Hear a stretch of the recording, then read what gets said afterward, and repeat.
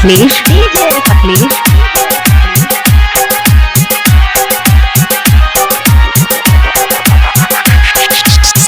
हे दुर्गा मैया सुनली पुकार, एक बार तू माँ बेटा के द्वार।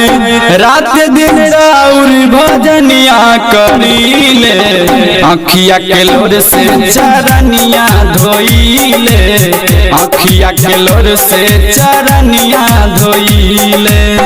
हे दुर्गा मैया सुनली पुकार, एक बार तू माँ बेटा के द्वार। रात दिन राउर भजनिया करीले, अखिया के लोर से चरनिया धोइले, अखिया के लोर से चरनिया धोइले। Recording by JMD Music Sujanto। अखिया के लोर से चरनिया धोइले। DJ अखिलेश अखिया के लोर से चरनिया धोइले।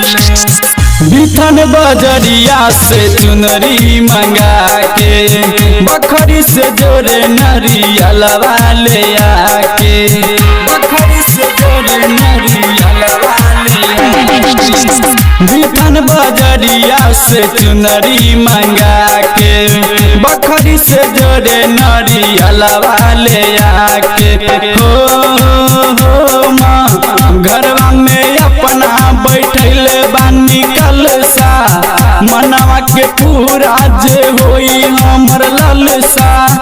राउर दर्शन के भूखल रहीले, अखिया के लोर से चरनिया धोइले, अखिया के लोर से चरनिया धोइले।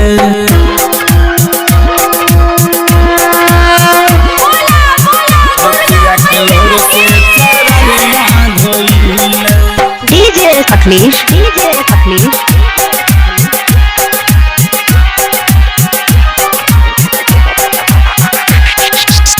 नौ दिन के नवरात्र कैसे करब, भूखल पियासल माई कैसे के रहब, भूखल पियासल माई कैसे के रहब। नौ दिन के नवरात्र कैसे करब, भूखल पियासल माई कैसे के रहब। हो माँ सुनल तू अपन बेटा के पुकार हो, हर साल अइहा मैया हमरा तू द्वार हो।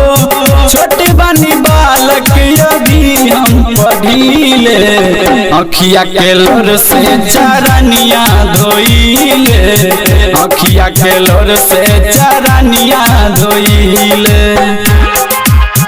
Recording by JMD Music Sujanto। अखिया के लोर से चरनिया धोइले।